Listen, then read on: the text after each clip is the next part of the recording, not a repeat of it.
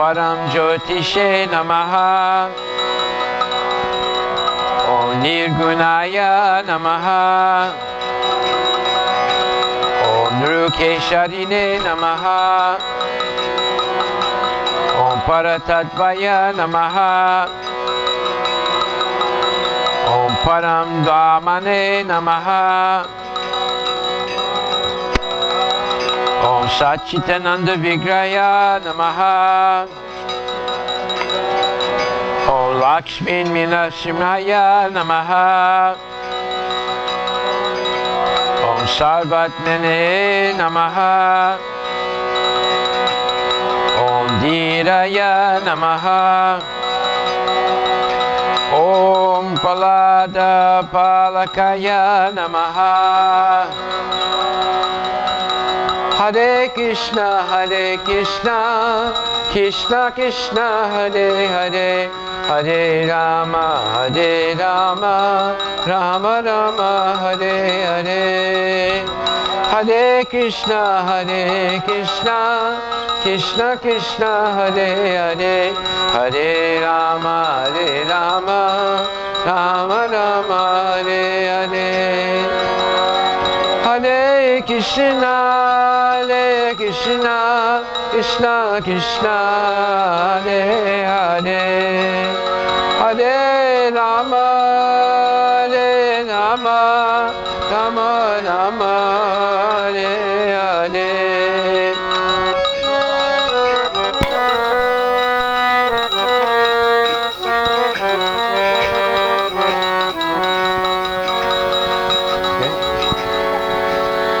Bhaja Govinda, Govinda Gopala.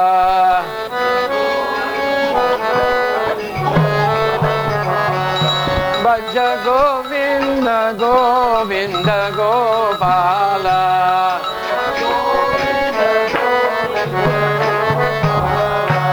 Bhaja Govinda, Govinda Gopala.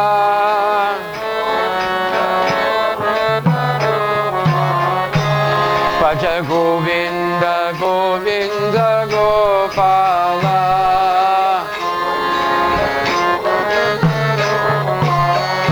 Bhaja Govinda, Govinda Gopala. Bhaja Govinda, Govinda Gopala.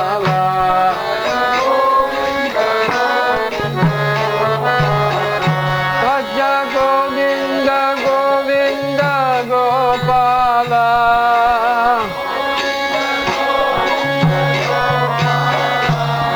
Bhaja Govinda, Govinda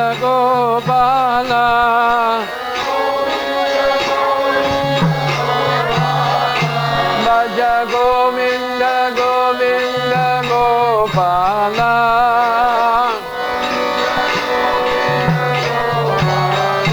Bhaja Govinda, Govinda Gopala.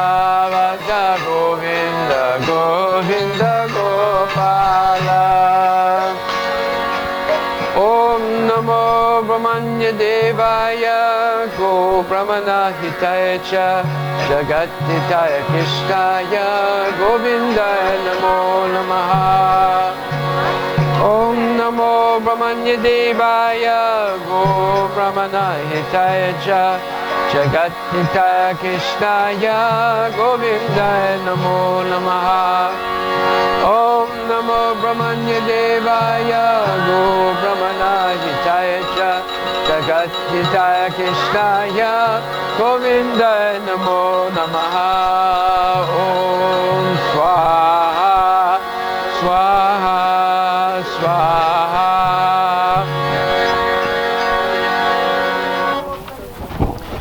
Where's what's his name? Ganapati. Where's Ganapati? Yeah, where is he? Where is he? What's he doing there? What's he doing over there?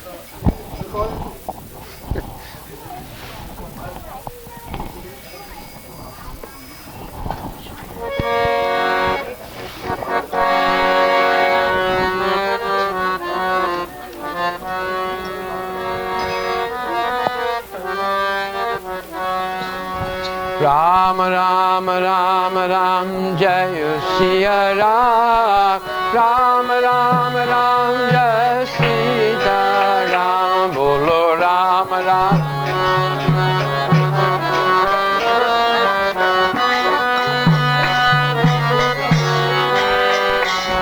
Bolo Ram Ram Ram Ram Jai Sita Ram Ram Ram Ram Jai Sita Ram Bolo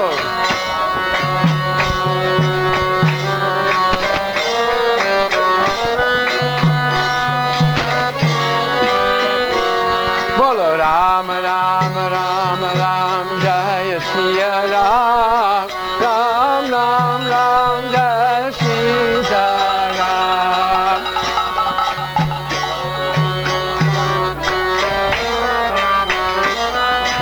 Where's Ganapati? Ragupati Raghava Raja Ram Patita Pavana Sita Ram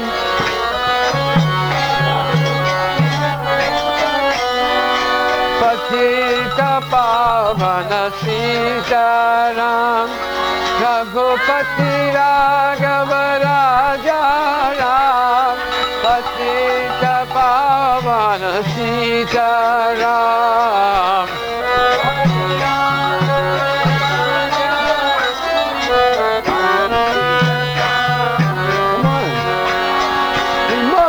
Raghupati Raghava Raja Ram Patita Pavana Sita Ram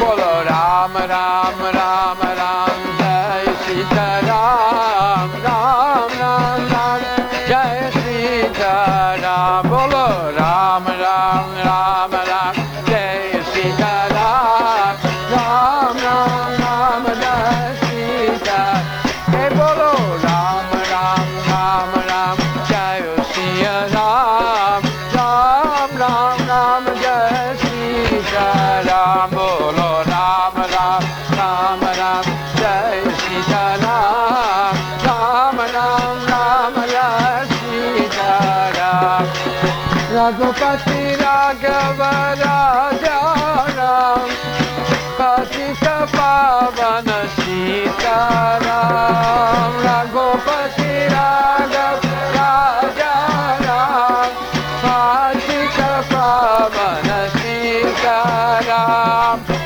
Raghupati Raghava Raja Ram Patita Pavana Sita Ram Bolo Raghupati Raghava Raja Ram Patita Pavana Sita Ram Sita Ram Jaya Sita Ram Raghupati Raghava Sita Ram Bolo Sita Ram Jaya Sita Ram Raghupati Raghava Sita Hey Bolo Sita Ram Jaya Sita Ram Raghupati Raghava Sita Ram Bolo Sita Ram Jaya Sita Ram Raghupati Raghava Sita Ram Jaya Raghunandana Jaya Siya Ram Janaki Vallabha Sita Ram Jaya Raghunandana Jaya Siya Ram Janaki Vallabha Sita Ram Jagunaki Dandana Sita Ram Janaki Vallabha Sita Ram Raghupati Raghava Raja Ram Janaki Vallabha Sita Ram Sita Ram Jaya Sita Ram Raghupati Raghava Sita Ram Bolo Sita Ram Jaya Sita Ram Raghupati Raghava Sitaram. Hare Krishna, Krishna Krishna, Hare Hare, Hare Rama, Rama Rama, Hare Hare, Hare Krishna, Krishna Krishna, Hare Hare, Hare Rama, Ram Ram. Hey bolo, Hare Krishna, Krishna Krishna, Hare Hare, Hare Rama, Ram Ram, Hare Hare, Hare Krishna, Krishna Krishna, Hare Hare, Hare Rama, Ram Ram. Hey bolo, Hare Krishna, Krishna Krishna, Hare Hare, Hare Rama, Ram Ram. Hare Hare, Hare Krishna, Krishna Krishna, Hare Hare, Hare Rama, Ram Ram. Hey bolo, Hare Krishna, Krishna Krishna, Hare Hare, Hare Rama, Ram Ram. Hare Hare, Hare Krishna, Krishna Krishna, Hare Hare, Hare Rama, Ram Ram. Raghupati Raghava Raja Ram, Patita Pavana Sitaram.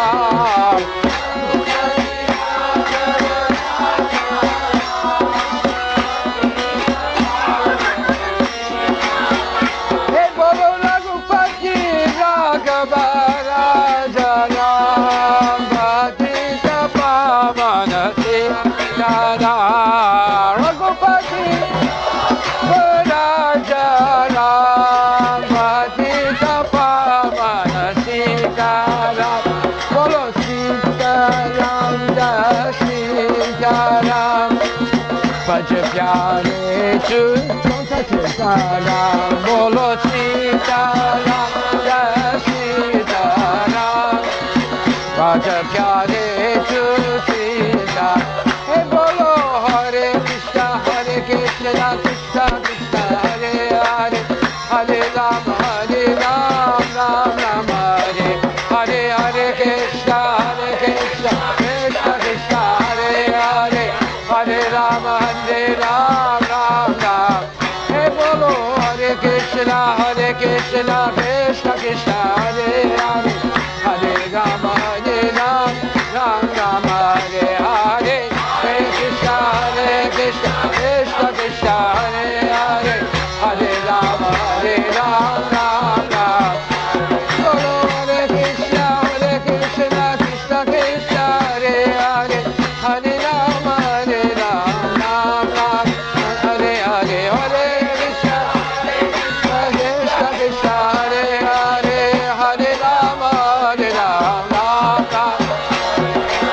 Hare Krishna, Krishna Krishna, Hare Hare, Hare Rama, Ram Ram. Hare Hare, Hare Krishna, Krishna Krishna, Hare Hare, Hare Rama, Ram Ram. Bolo Sitaram, Jaya Sitaram.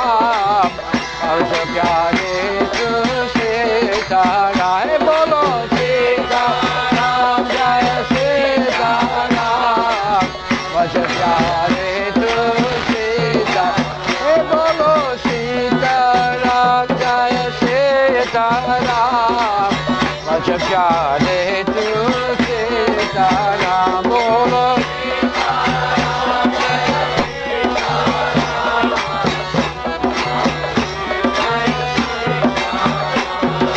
Hare Krishna, Krishna Krishna, Hare Hare, Hare Rama, Ram Ram, Hare Hare, Hare Krishna, Krishna Krishna, Hare Hare, Hare Rama, Ram Rama. Hey bolo, Hare Krishna, Krishna Krishna, Hare Hare, Hare Rama, Ram Rama, Hare Hare, Hare Krishna, Krishna Krishna, Hare Hare, Hare Rama, Ram Ram. Hey bolo Sitaram, Jaya Sitaram. Baj pyare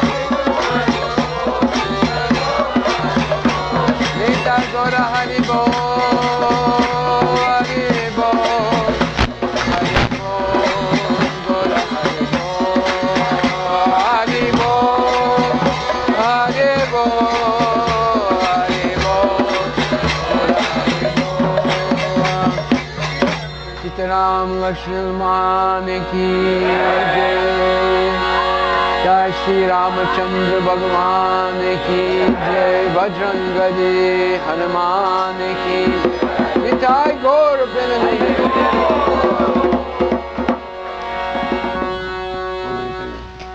What?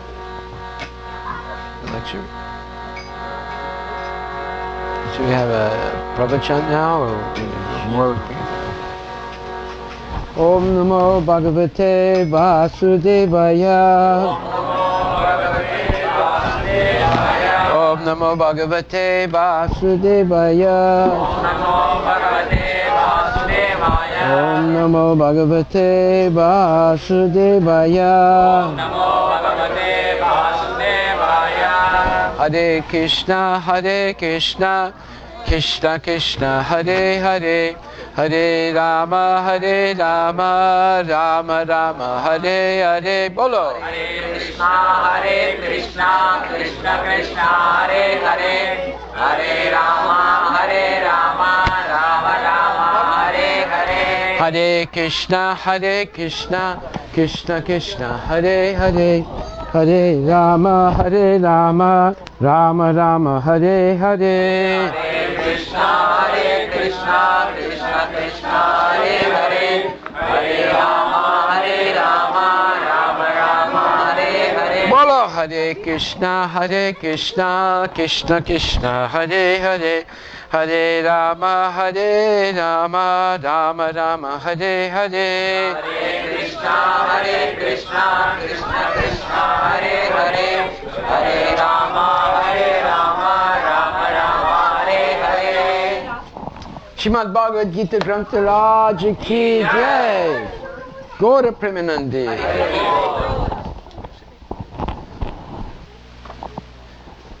So today we're going to hear a very important subject. We're going to hear first what is Maya.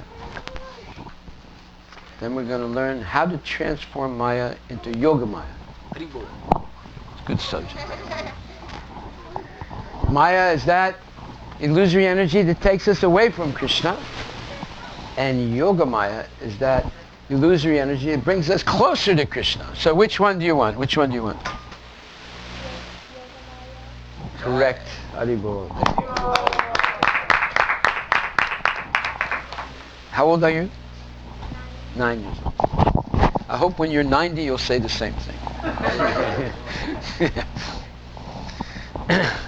So, this is explained beginning in Bhagavad Gita 7th chapter 27th verse, which says, you can repeat after me, Ichadvesa samuttena Ichadvesha samutvena Dvandva mohena bharata Vandamodena Bharata Sarvabhutani samohan Sarvabhutani sammohan Sargayanti parantapa. Sarvayanti Paratapa.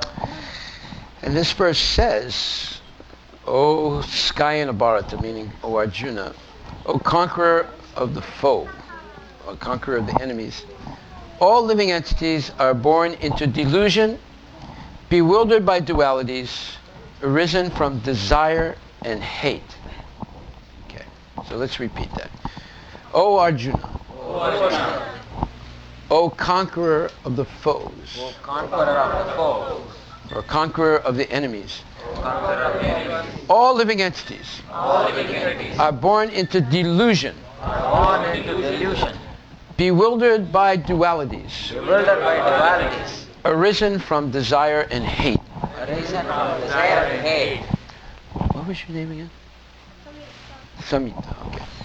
So can you explain what delusion is for everybody? First of all, explain what is a mistake, and what is illusion, and what is delusion. Can you do that?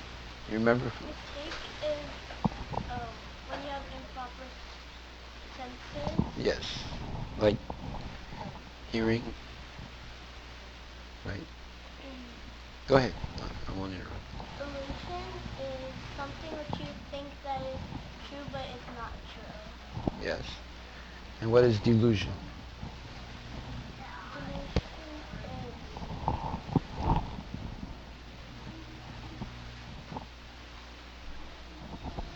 Give the example of the rope and a snake.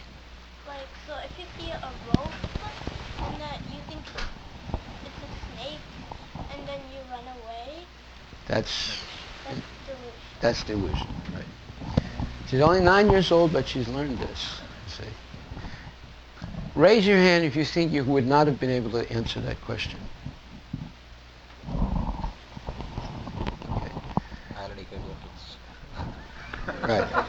So she comes to the class on Saturdays, and she's able to answer that question. She's only 9 years old.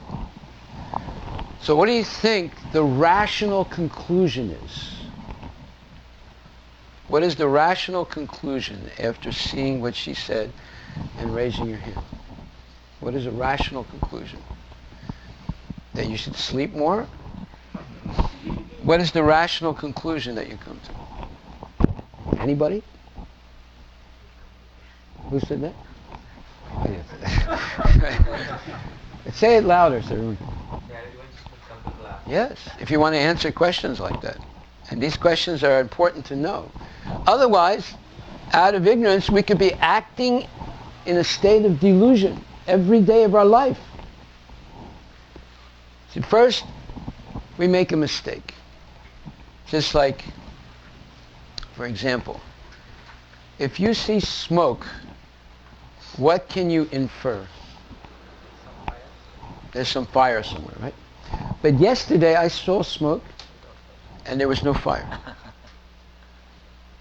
You see how imperfect our senses are. You know what I saw? When we were going on Sankirtan, I was looking at the mountains.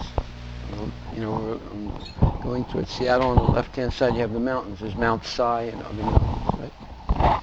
And I saw, well, I was convinced was smoke, but they were clouds. Big, strong clouds. I thought it was a fire. And I looked more carefully and I thought about it. There was no smoke. It was clouds. You see how easy it is to make a mistake?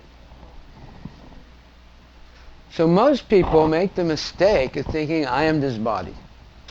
And the rest of their life, they act in a state of delusion, watching the Super Bowl, right? Going to the casino, going to Disneyland. I don't want to go through all the hallmarks of delusion, but that's all based on bodily pleasures, thinking that the goal of life is bodily pleasures. No, it's not the goal of life. The goal of life is to please Krishna, not the body. But if you have no knowledge of Krishna, then you waste your life pleasing the body, pleasing the bodies of your relatives, pleasing the bodies of your nation, pleasing the bodies of humanity. And basically you waste your life. So Prabhupada translates the same verse in several different places. And he writes, deluded by desire to enjoy the material world and becoming envious of Krishna, one comes to the material world. So there's another translation of the same verse. Deluded by desire to enjoy the material world, a person, meaning all of us, become envious of Krishna, and we come to the material world to try and enjoy. Every one of us made that decision. We became envious of Krishna, and we decided to leave Krishna and come to the material world to try and enjoy. And while we're trying to enjoy the material world, we're just increasing our suffering. We're just increasing the suffering. There's a little bit of enjoyment, but much more suffering. Does that make sense? Would you agree with that? Or would you say, no, I'm really enjoying much more than I'm suffering? And he translated it another way. In a letter to a devotee, he said, all spirit souls are coming, he says, all spirit souls are coming from Vaikuntha. He said that to a letter to a devotee named Jagadish, July 9th, 1970. All spirit souls are coming from Vaikuntha, right? And then he said to another person named Revati Nandan, the living entities falling down in this material world, they not from the impersonal Brahman. Impersonal Brahman is already a fallen position. Huh? It's already a fallen position. Why? How do we know it's already a fallen position? Because it's the only place where there's no devotional service. There's devotional service in the material world. There's the possibility of devotional service in hell, in Naraka. There's no possibility of devotional service in impersonal Brahman, in the Brahmajyoti. And of course there's devotional service in Vaikuntha and Goloka. There's only one place where there's no devotional service, that's the Brahman. So, people are already fallen in Brahman realization. So you don't fall down from Brahman, you fall down from Vaikuntha. Prabhupada said, you don't fall down from a fallen position, you fall down from an unfallen position, which is Vaikuntha. And then he translates this verse, he says, deluded by desire to enjoy the material world and becoming envious of Krishna, one comes to this material world. In other words, while we're in the spiritual world, somehow or other we became attracted to the material worlds and we developed enviousness of Krishna. Why? We've started to think, why should Krishna be in the middle of the Rasa Lila Dam? Why shouldn't I be there? Why is Krishna there? Why shouldn't I be there? Right? As soon as a thought like that comes into mind, one falls down immediately. So enviousness is the most dangerous quality. It's more dangerous than jealous. Because when someone is jealous of someone else, it's because they have some... Why? Because Sita Devi didn't even want him to take the weapons because she was a pacifist. So he brought the weapons. That's one instance where he didn't listen to his wife. But he kept them hidden. There was once a Brahmin, and some meat eater gave him a gift of a gun and taught him how to shoot. And then, so the Brahmin would always be holding the gun, looking at it, you know. I don't know if you've ever held a gun, but it gives you a sense of empowerment when you hold it, especially a high-powered gun. You know that you can easily kill somebody with it. You know, and then the bullets, there's different sizes of bullets, you know. Some bullets are like that. You shoot that bullet, you'll kill anybody. There's no way they can escape that bullet. If it hits their body anyway, they're dead, right? So you get a certain sense of empowerment when you have a gun.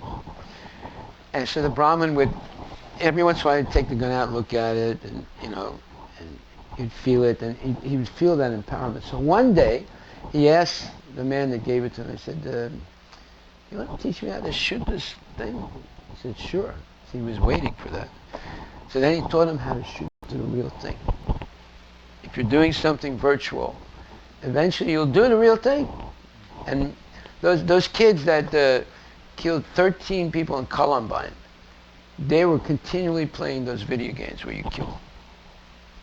You know, they studied them. They want to know how these 13-year-old kids want to go and murder 13 other kids. There was only 3 of these kids. They went and they murdered 13 of their classmates in school.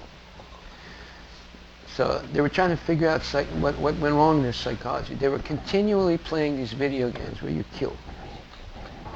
Kill, right? So the Brahmins started hunting. And of course, once you have the kill, what do? You eat it, right? You don't want to waste it, right? So he eventually gave up being a Brahmin.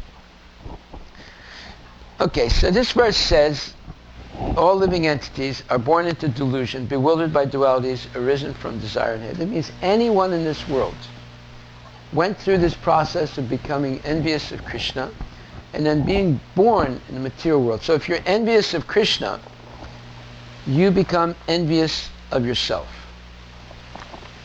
That means, what is envy? The highest enviousness you deny yourself the opportunity to become Krishna conscious.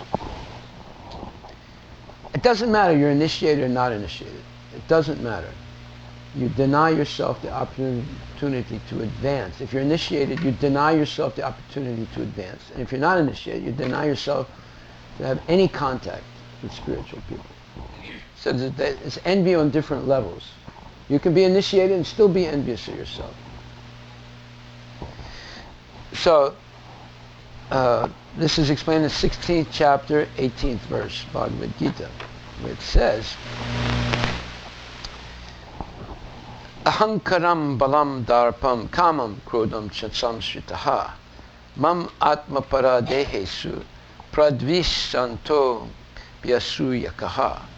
Bewildered by false ego, strength, pride, lust, and anger, the demons become envious of the Supreme Personality of Godhead, who is situated in their own bodies and in the bodies of others, and blaspheme against the real religion. And in the purport, Prabhupada writes, a demoniac person, being always against God's supremacy, does not like to believe in the scriptures.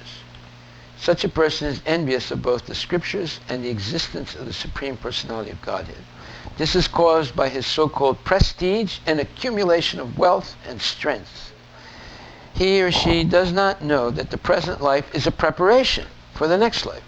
Not knowing this, he or she is actually envious of his own self, as well as of others, and commits violence on other bodies and on his or her own body. He or she does not care for the supreme control of the Personality of Godhead because he has no knowledge. Being envious of the scriptures and the Supreme Personality of Godhead, he puts forward false arguments against the existence of God and denies the scriptural authority. He thinks himself independent and powerful in every action. He thinks that since no one can equal him in strength, power, or wealth, he can act in any way and no one can stop him. If he has an enemy who might check the advancement of his sensual activities, he makes plans to cut him down by his own power. This is a description of a demon. And today, we're going to have a real life demon. That's the way you understand things. You need an example, a real life demon. So there's a demon. His name is Stephen Hawking. You ever hear of Stephen Hawking? Anybody know who he is? Who is he? Somebody explain. You're an expert in demons, go ahead. Is he an ABC scientist or XYZ scientist? Yeah, but is he a big guy or very big? He's considered like Einstein, right? Yeah, he's on that level, right? So, he wrote a book called A Brief History of Time.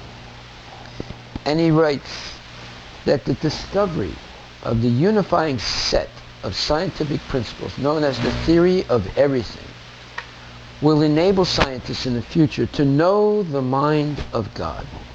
So he wrote this book, and after it came out, people thought, oh, Stephen Hawking believes in God.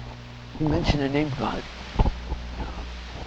I was talking to a person a couple of days ago in the temple.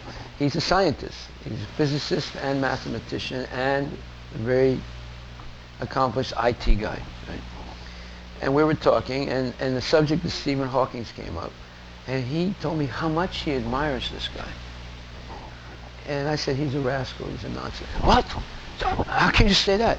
I said, I can prove it to you. So how can you prove it? This man is like, Einstein. I said, that doesn't mean nothing. He's an atheist. That means he's completely against the existence of God. He said, no, he believes in God. He wrote a whole book about God. Now, this guy's intelligent. He's got a PhD, right? He thinks he wrote a whole book about God. But actually, he only made one statement in this book called A Brief History of Time, where it says, one day we'll know the theory of everything. That's called Einstein was looking for that. He never completed it. It's called the unified field theory. And he says, and then the scientists will be enabled to know the mind of God. But in another book that he wrote after that, called The Grand Design, the same man, Hawking, said, the mechanism behind the origin of the universe was becoming so well known he's saying, now we know so much about the universe. This is years after he wrote the first book. That God will no longer be necessary. He advanced in knowledge to the point where he says God will no longer be necessary. So, these are two references to God. And he was questioned. And then they said, what do you mean exactly? And he said, before we understood science, he says, or before mankind understood science, it was natural to believe that God created the universe. But now, science offers more convincing explanations about the origin of the universe. What I meant by we would know the mind of God is, we would know everything that God would know if there were a God, which there isn't. I'm an atheist. When I read this to this scientist, right, he was flabbergasted. Okay, he was convinced that Hawking believed in God. Right? And when I read this, he was like, his mouth was open. He couldn't speak anything right after that. I said, you see, he's a nonsense. He's an atheist. He's dumber than the dumbest person that has no PhD, that has no education, and drinks and smokes and gambles. He's dumber than that guy. And there's a description of that, of Stephen Hawking and people like him in the Bhagavad Gita, where it says in the 7th chapter, Namam duskriti namudha prapadyante naradama maya apita jnana asuram bhavam asritaha. And this says, the miscreants, the nonsense people, the rascals, who are grossly foolish, who are lowest among mankind, whose knowledge is stolen by illusion, and who partake of the atheistic nature of demons, do not surrender unto me. So Stephen Hawking is a person who is the lowest among mankind. Why? Because he's highly educated, but he's using his education to kill Krishna. Now, who else did that in history? We're going to hear about him next Tuesday. Ravana. Ravana was highly educated. He was a Brahmin. His father was a Brahmin. His mother was not a Brahmin. His father was a Brahmin. And he was very well educated. He knew all the Vedic mantras. He could preach better than anybody. Right? And he did preach. He would preach from the Vedas, right? But he was envious. And he taught his son Indrajit how to do pujas just for material benefit. And therefore when Rama, Lakshmana, and the others were attacking Lanka, Indrajit was doing a puja to kill Rama. And he was interrupted. Vibhishan informed Rama and Lakshmana and Rama, and they both went, and while he was doing the puja, they killed him. Son of Rama. You see? Yata yoni yata bij. As the father, so the son. If the father is no good, there's a good chance that the son will be no good. That wasn't the case for Prahlad Maharaj. Father was a demon, Prahlad was a pure devotee. But in the case of Ravana, it was. His son was corrupted, and because of that he got killed by Rama. So here we see, this is one of the most prominent scientists today. And he says, Hawkins addressed the issue more delicately several years ago when he told Reuters, a news agency, that he was not religious in a normal sense, and said, God does not intervene to break the laws that he decreed. Now, what philosophy is this? This is one of the false Vedic darshans. In Sankhya Yoga, they believe that there is a Purusha, but all he does is simply create. And after that, the laws of material nature take over. He has nothing to do with anything after that. All he does is create. So he's saying the same thing here. That he says that he's not religious in a normal sense. He said, God does not intervene to break the laws that he created. Right? Since then, however, there's been a lot of more theorizing devoted to the origin of the universe. Hawking now believes that an approach known as M-theory will eventually reveal the grand design of the cosmos. And Hawkins says, in my opinion, there is no aspect of reality beyond the reach of the human mind. That means there's nothing that we humans cannot do that people declare God is doing. Yeah, he's saying we're God. And what does it say here? It says that he's envious, the demon is envious both of the scriptures and of the existence of the Supreme Personality God. This is caused by so-called prestige and his accumulation of wealth. Well, Hawkins is highly acclaimed. When he gives a lecture in a university, it's packed. Sometimes thousands of people will go to hear his lecture, and they'll pay to get in to hear it. His books sell right away. Most sold books in the science community. He's a very prestigious person, right? And he's wealthy, right? You know how wealthy he is? When Elon Musk is going to begin having paid space travel, he's going to be the first guy on the plane or the rocket. And you know how much it costs? Minimum, it'll cost $50,000 to $100,000 to sit on that first rocket. I think it's $100,000 to sit on the rocket and go out outer space. Right. Actually, we could put Hawkins in a cannon and shoot him. You know, he could stay up there. Okay, so here we see that this demoniac nature is not only envious of God, but people who have that demoniac nature are completely in illusion. Everything they do is wrong, from A to Z, because they have wrong idea. They believe things are true that were never true. They believe things are true that are never true, and they act as if those things are true that were never true. They're completely in delusion. So, what can we do to help people like that? Because most people are like that today. Most people believe things that were never true, but they believe they're true. And they act on them. So they're in delusion. Well, in this little book, Flaws of Hinduism, there's a paragraph called Understanding the Opposite Functions of Illusion, or Maya, in the material and spiritual worlds. So there's Maya in the material world, and there's Maya in the spiritual world. It is very important to understand the concepts of Mahamaya and Yogamaya. So Mahamaya is Maya in the material world, and Yogamaya is the Maya in the spiritual world. Mahamaya is the illusion that covers the living entity in the material world and takes him away from Krishna. And Yogamaya acts on the liberated souls, either in the material or spiritual world, to bring them closer to Krishna. Bhaktivedanta Swami Prabhupada explains the difference between these two potencies of the Lord. He writes to a devotee named Aniruddha in 1968. He says, regarding your questions, your first question, are great sages put under Yogamaya or Maya?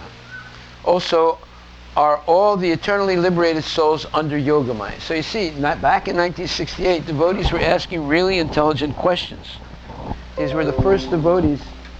This devotee is probably only 1 year in the movement. He's asking extremely intelligent questions to Prabhupada. And Prabhupada answers. Yogamaya means the mercy of the Supreme Lord, which connects a devotee in the transcendental loving service of the Lord. And Mahamaya means the external potency of the Lord, which puts a conditioned soul into illusion that he will be happy by material adjustment. So great sages who are impersonalists are also under the spell of Mahamaya. So whenever you meet an impersonalist, that person is controlled by Mahamaya. Because a conditioned soul in the material world wants to improve his material position as exalted as possible. And the concept of becoming one with the Supreme Lord is the greatest illusion for them. Because it is a fact that nobody can be equal or greater than the Supreme Personality of Godhead. And as such, anyone desiring to become one with the Supreme means that he is still in the trap of Maya. Anytime you meet an impersonalist, this guy is in the last snare of Maya in the material world, the worst. Worse than the guy that's in the bar or gambling or taking drugs. Worse, much worse than that person. Even though they seem to be clean and educated and so forth, but it's much worse. On the other hand, a humble devotee who may not be a great sage, but simply by his implicit acceptance of the lotus feet of the Lord as the goal of his life, means that he is under the protection of Yogamaya. I think this will clear the idea. So, he's under the simple, humble devotee is under the protection of Yogamaya. That means that he will not fall down. The Lord is personally going to protect him. That's why it says, Rake Krishna Mare Ki, Mare Krishna Rake Ki. If Krishna wants to protect you, no one can kill you. If Krishna wants to kill you, no one can save you. So, anyone who's a devotee but who's not humble will be captured by Mahamaya. The humility of the devotee, Amanutvam, or as Lord Chaitanya says, that one should be more humble than the straw in the street, more tolerant than the tree, and one should be free of all false prestige, like that. So, Trinajapi Sunichena Tararapi Sesnana Manina Manadina Kirtaniya Sadahari. And one should be ready to offer all respect to others in such a state of mind. One can chant the name of the Lord constantly. So, if anyone is having difficulty chanting their rounds, now you know why. If anyone's having difficulty chanting their rounds, now we know why. You have to look into yourself and say, I'm not actually humble. Therefore, I'm having trouble chanting 16 rounds every day. If I was humble, there's a difference between humble and humbug. You know that the difference is, Davis, between humble and humbug? What is humbug? Yeah, someone really puffed up with false prestige. Yeah, someone is really, well, we hope he does chant 16, but yeah, one cannot follow strictly the rules and regulations if they're not extremely humble. Humble means feeling lower than the straw in the street, not expecting to be honored for the service that one performs, being kind and gentle with other people, especially devotees, and always thinking of how to help others in Krishna consciousness. But above all, humble means one is willing to take instruction from Shiksha and Diksha gurus. That's the real humility. Willing to be corrected and take instructions. Ravana would never take instruction, good instruction, neither from his wife, neither from his brother, neither from his loyal, military guys, or from gurus. He never took good instruction. Even Sita Devi gave him good instruction. He said, give me back to my husband, otherwise he's going to come here and wipe you out. He didn't listen. What happened? When a person doesn't take good instructions, they will be destroyed. There's a saying in Greek, who the gods want to destroy, first they make them proud. There's a saying in Greek. Greek has a lot of really important sayings. Huh? Pride comes before the fall. Pride comes before the fall. And because of pride, a person will not take instruction. So Krishna consciousness is the process by which one can dissipate the cloud-like illusory energy, Mahamaya, that covers the living entities, and thereby liberates a person to fully dedicate themselves to the service of Krishna. So in order to when you come to the material world, you have to pass through a cloud And that cloud goes in your ears right into your mind and covers the mind so that you don't see things properly because there's a cloud in the brain.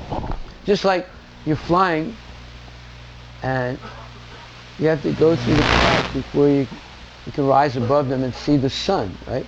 But when you're coming down, you're seeing the sun, but when you go through the clouds, then you don't see it that much.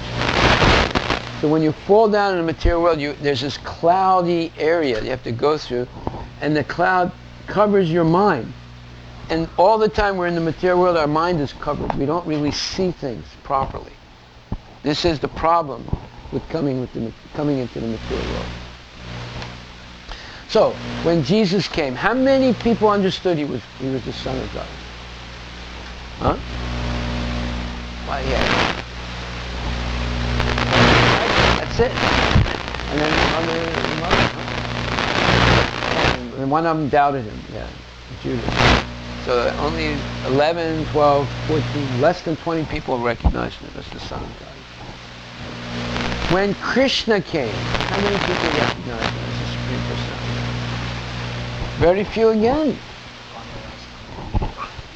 Yeah, very few people recognize him. Why? Because in our present state, we're covered with some cloud in the brain. And so when there's a cloud, it depends how thick the cloud is. You can't see anything. You know, let's say it's a very cloudy day. And plus, beside the cloud, there's also mist, fog. You can't see anything. That's the state that we're in. We don't really see reality. We see facsimiles of reality, but not reality.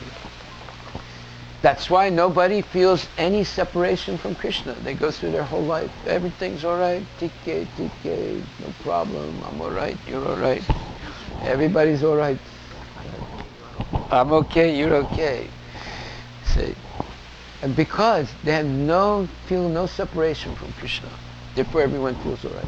But actually, when you begin to feel separation from Krishna, you don't feel all right. You don't want to waste 1 minute after that being separated from Krishna. And I saw this when I went to Jaipur for the first time. At 4 o'clock in the morning, I was walking slowly toward the big temple in Jaipur. All of a sudden, a huge crowd of people ran past me. They were running as fast as there must have been like 2,000-3,000 people. They were running to have the first darshan of Radha Govinda. And that's like every day. You know, I was thinking to myself, I wish I was that enthusiastic to have darshan in the morning. It was like 4 o'clock in the morning. It was dark, right? They're running like, you know, it wasn't jogging. It was like it was a race. So he was going to be first. And when they got there, they just like throw their shoes, and then the shoes get all mixed up, right? They don't care. They run in, and they all fall down, Dandabad. Right? And as soon as the curtain opens, it's a huge roar. Haribol! Everyone's screaming, and then there's a very enthusiastic kirtan with mridangas and kartals. And they're chanting as loud as they can. And then they're doing circumambulation, parikrama of the altar. You ever been to Jaipur? Yeah. Is that true? Yeah. Unbelievable. And they're all excited to see the Lord. So we should be like that also. Now everyone moved near to the temple. Okay, but why did you move near the temple? You tell us.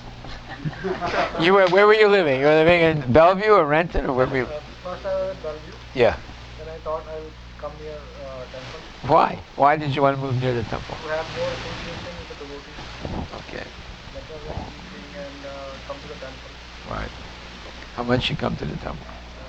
Very less.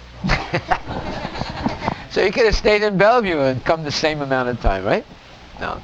No, you moved here in order to come easily and regularly, right?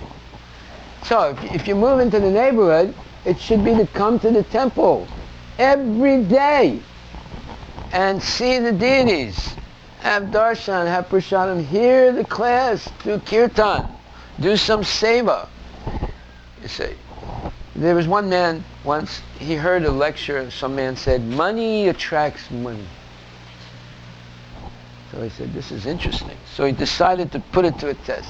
So he went to the bank near closing time, and one of the tellers was there, and she was counting money, right? Counting a lot of money. So he walked up to the teller's window, and she said, sir, do you see the sign? I'm closed. He said, yeah, I see it. So you can go to the next person. He said, okay. So he stayed there, and when she went back to counting money, he threw a 10 over the window and fell down into the pile. And she just picked it up and counted it. And then after a couple of minutes, she noticed he's still there. She said, sir, how come you're here? He said, well, I'm waiting. Waiting for what? He said, well, I was told that money attracts money. So I'm waiting for my money to come back with more money. He said, no. My money attracted your money. You see? So, the more people are in the temple, enthusiastic, the more people will come to the temple. The less people in the temple, less people will come to the temple. Because they'll come and they say, nobody's here. You know? Oh, I see there's only these new guys that are washing the dishes. All the initiated devotees are not in the washing, they're not doing any service. Now I figured it out. Now I figured out what's going on here. So I'm not going to stay around here anymore. Right? If there are a lot of people in the temple and they're enthusiastically serving Krishna, then a lot more people will come to the temple on a daily basis. But if they come and they don't see, they see like 3 people in Mangal Arati, they see 8 people in Sundar Arati, they say, this is like the same as any. No, actually, in other temples, I went to this one temple, the Hanuman temple in Bellevue. There were a lot of people there. They were coming for Archana, you know. I saw this one man that came up, and he went to the Pujari like that. The Pujari went to do some, and he gave him $21. So they're all coming for Archana because they want the business to be better or some material reason. But at least they're coming, right? But if we are having ecstatic kirtan and ecstatic hearing and chanting every day, especially at night in the temple, more people will come. They'll say, hey, something's happening there. There's life there. And the people are enthusiastic. Like, if you see 4 people coming down the street chanting Hare Krishna, 2 of them are crazy and 2 of them are half crazy, would you be attracted to the Sankirtan party? No. You'd say, oh my God, I don't want to be part of those guys. But if you see a large group of devotees, nicely dressed in dhotis and kurtas, not in, pants or Punjabi shalwar kameez or whatever, but nicely dressed, tilak on, and chanting enthusiastically, you have flags and you have signs, chant Hare Krishna. Don't you think that would attract people? Yeah. That's how we spread the movement. That's how the movement became so famous in a short period of time.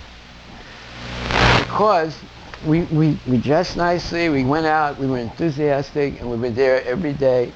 And all of a sudden we became famous. So, we should come out on Sankirtan. We should be dressed nicely like devotees, not like, some punk rocker or something.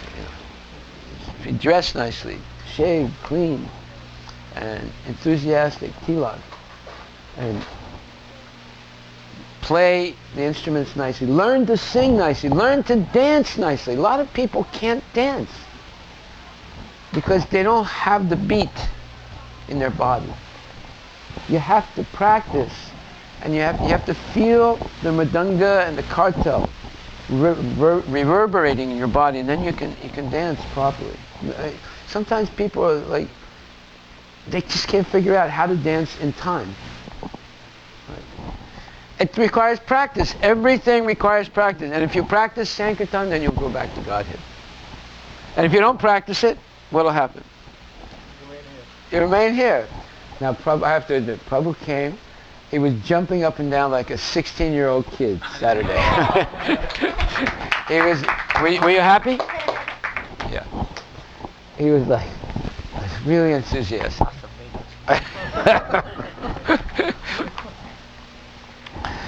Okay, so Maya, the only thing keeping us back from enthusiastically coming to the temple every day and taking part in the program and going out and saying that is Maya. Maya is very intelligent. She'll give you 1,000 reasons why you shouldn't come. But you should have one reason why you should come. Krishna. Imagine if you were dying. Would you have 1,000 reasons why you would not want to remember Krishna? Huh? No. You'd have 1,000,000 reasons why you should remember Krishna, to save your life. Right? So therefore, we should feel every day I'm going to die. Therefore, I should come to the temple and have darshan. I should come to the temple and hear the lecture. I should come to the temple chant Hare Krishna. I should come to the temple do some seva. Because I don't know, I could die. Right? Some little valve doesn't work. You go outside, some crazy guy runs into you with a car. You can trip, bang your head on the ground, crack your skull, and die. It's that easy. It's not. It can happen in a second. How many people have died like that? I tell you, many people have died like that. They slip, they fall, they crack their head, they die. 30 years old, 40 years old. So, we should feel as if any day I could die. And it's not my business, it's not my 401k, it's not my team leader, it's not Trump, it's not Obama, it's not Hillary. They're not going to save me. Right? The only thing that's going to save me is Krishna's mercy. Therefore, I should come and serve Krishna on a daily basis. This is the most important thing. So, therefore, Krishna consciousness is the process by which you can get rid of the fog in the brain. The illusory energy that's covering us. And therefore, you become liberated. And the fact that you're liberated is you're fully dedicated to the service of Krishna. That's the sign that we're liberated, when we get fully dedicated to the service of Krishna. This happens gradually by association with genuine devotees, chanting the Hare Krishna mantra, hearing the Lord's qualities and pastimes from the Vedic scriptures, seeing his beautiful form as the deity in the temple, eating his sanctified food, prasadam, going on holy pilgrimages to the sites where the Lord had his pastimes 5,000 years ago, and always thinking and meditating on him within the heart.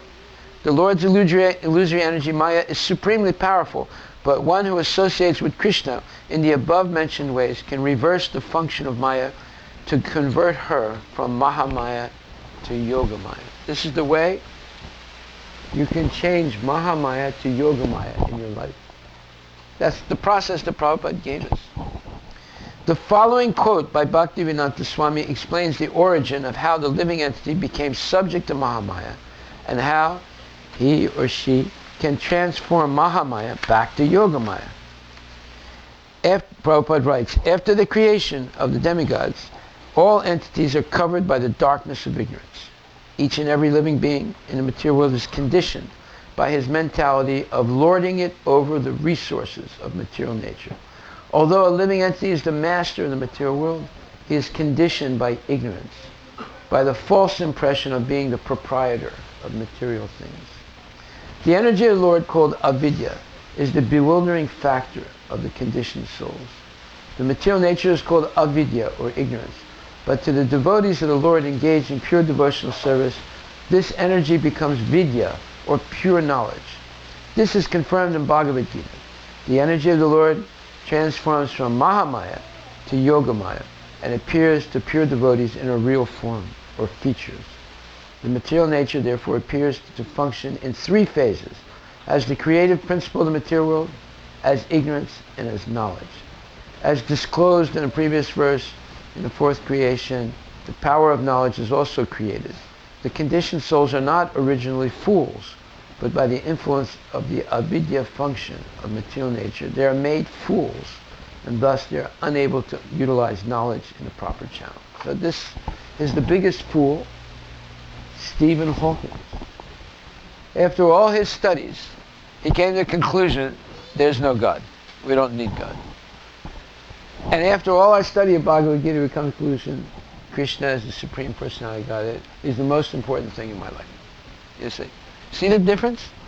He's more educated than any of us, but he's a complete fool, biggest number one fool. So, because he got educated in the wrong way, you get educated in the wrong way, you become a fool, even though you know so many things. He knows a lot, but he's a fool. He's a, what's the word? Murkha. What's fool in Hindi? Murk. Yeah. It's a murk. Next time you see him, say, hey, murk! You know. You say. So, by the influence of darkness, the conditioned soul forgets his relationship with the Supreme Lord and is overwhelmed by attachment, hatred, pride, ignorance, and false identification, the 5 kinds of illusion that cause material bondage. So, 5 kinds of illusion that cause material bondage. Let's learn what they are today. 1, attachment, raga. 2, hatred, dvesa. 3, pride, ahankara. 4, ignorance, avidya. 5, false identification. Okay, ahankara is false identification. So pride, ahankaram, balam, damba. Okay, damba. Damba, dam. Yeah, good. So these are the 5 things that keep us in illusion. That is, attachment to material temporary things, hatred, pride, ignorance, false identification. In the Bhagavad Gita, the process for transforming the material energy back into eternal spiritual reality begins by accepting a bona fide spiritual master. Tadvidi paripastena sevaya upadekshami te jnanam jnananas tattvadarshan. Just try, Krishna says, just try to learn the truth by approaching a spiritual master. Inquire from him submissively and render service unto him. The self-realized soul can impart knowledge unto you because he has seen the truth. So 3 elements here. Pranipat, paripasnaya, and sevaya. Submission, important questions, service. That creates a positive atmosphere for questions and answers. Without the help and support of a bona fide spiritual master, one cannot make any spiritual advancement. This is the prayers to the spiritual master.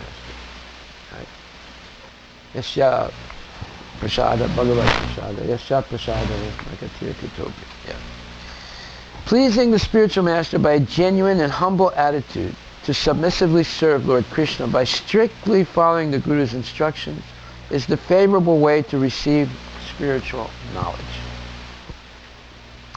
Submission and service to the spiritual master makes the exchange of questions by the disciple and answers by the Guru effective.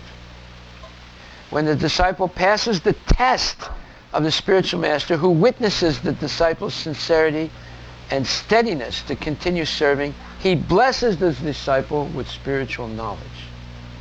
The spiritual master answers all the questions of the disciple to his full satisfaction. This convinces the disciple to surrender completely to serve his Guru and Lord Krishna with unflinching faith and dedication. Then the disciple attains real knowledge from the spiritual master. So there's a lot more to say, but we'll stop right there.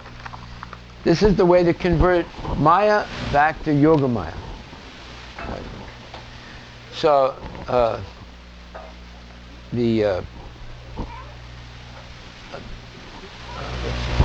what was your name? What was Samya. Samyukta. You remember when we were explaining the qualities of a bona fide spiritual master? You remember them? Huh? No? Okay. So there are main qualities by which you can recognize who is a bona fide spiritual master. Number 1, he has a bona fide spiritual master in a bona fide disciplic succession. 1. Number 2, he always speaks from Bhagavad Gita and Srimad Bhagavatam. Right? Number 3, he follows the same teaching that he's teaching. He follows strictly the same teaching with humility and submission and service. Number 4, he never deviates. He has no other interest other than Krishna consciousness. So he's always talking about Krishna, Ram, Narayana, and he's always remembering the Lord and helping others remember the Lord. Number 5, he has no material motive in the service that he's done. You cannot see any material motive. No lust, no greed, and so forth. Number 6, he never says he's God, nor does he let his disciples say he's God. Number 7, Vacha Vegam, Manasa Krodha Vegam, Jiva Vegam, Udara Pasta Vegam. Etan Vegam, Yo Vishaheta Dira, Sarvam Apimam Pritibim Sasasyat. He's able to make disciples everywhere in the world, in the universe even, because he has control of the 6 Vegans, the 6 urges.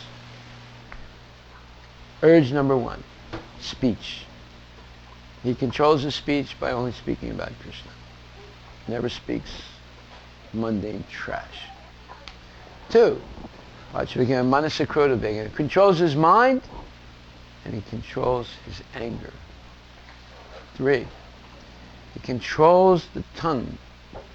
Doesn't eat too much, doesn't eat too little, and so forth. And controls the stomach and controls the genitals. So he controls the 6 Vegans. So these are 7 criterions. There are more, but these are 7 main criterions by which you can see if someone is a bona fide guru or not. Okay, so we're going to stop right there. Are there any questions anyone would like to ask? Yeah.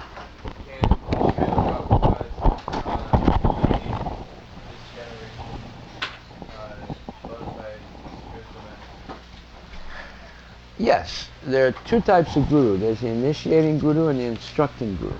You only have one initiating guru, but you can have several or more instructing gurus. So you can accept Prabhupada as your main Shiksha guru, because we read his books and you become a bona fide devotee if you can repeat correctly what he's saying here. And if you change anything, you're not bona fide. So, yeah, there's one thing I forgot to explain. There's a difference between guru and kangaroo.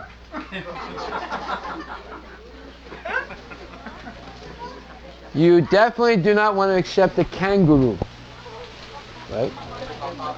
No, it's not hop up. He's Mayavadi, or he says he's God, or he lets you say he's God, or he doesn't speak from the scriptures. He makes things up. So as soon as he says he's God, then he'll tell you, you don't have to read Bhagavad Gita or any of the scriptures. Just listen to what I say because I'm God. I spoke Bhagavad Gita before, now I'll speak it to you. You see? So those type of gurus, they're not gurus, they're kangaroos. So I just explained 7 ways of identifying a real guru. You should write this down. The next time someone says, like one time I met a guy, he said, do you know who I am? I said, no. He said, I'll show you. He took his wallet out, took out a card and gave it. It was a card issued by the Rosa Christians, if you know who they are. And it said, so-and-so with his picture, it has ID, is a bona fide incarnation of God. I'm not kidding you. I'm not kidding. A fact. Yes. He said, now you know who I am? He had a card. It was a bona fide. He had stamps on it and everything, you know. This is like, you know, you have ISKCON life membership, you know, passport, right? This guy had a card saying he's the incarnation of God. I said. So I told him, look, I said, anyone can make, a card like that. I said, but I know you're not a guru. I said, I know you're not a guru. I said, well, how do you know that? I said, because the guru never says he's God. He always says he's a servant of God. So you just violated one rule right there. And he doesn't let his disciples say he's God. Secondly, I said, Guru is in a bona fide disciplic succession. The Rosicrucians is a nonsense organization. They have nothing to do with Vedic, bona fide Vedic knowledge. As a number three, you're not teaching Bhagavad Gita, you're just talking blah, blah, blah. Because he tried to explain to me how he became God. And he said, well, I was meditating and I smoked some marijuana also. He said that. I'm not kidding. He said he smoked some marijuana. And I said, look, this is a bunch of nonsense. I said, you don't become God by smoking marijuana. And then I said, and then another criterion is that he lives according to what he preaches from Bhagavad Gita. I said, you're a nonsense. Your whole life is useless. And so forth. I went through a list of a whole bunch of things. So unless you learn what are the qualities of a real guru, and I told him, I said, look, what are you teaching? So I'm teaching you how you can have a better life in this world. I said, in what way do you say better? Well, you'll make more money, you'll have a happier sex life. I said, look, this is complete nonsense. A real guru doesn't explain how you can stay in the material world and be happy. He explains how you can get out of the material world and have eternal life. And while you're in the material world, you stay always engaged in the service of God. There's no difference between serving Krishna in this world and serving Krishna in the spiritual world.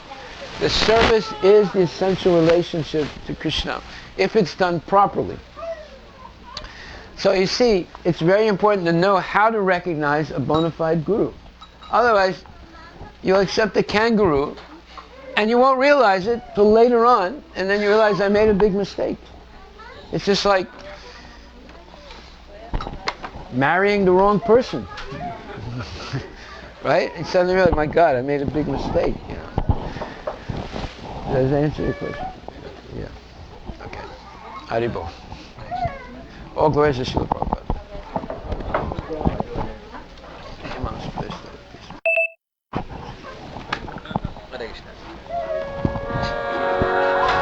Sarira Vidya Jam. Sarira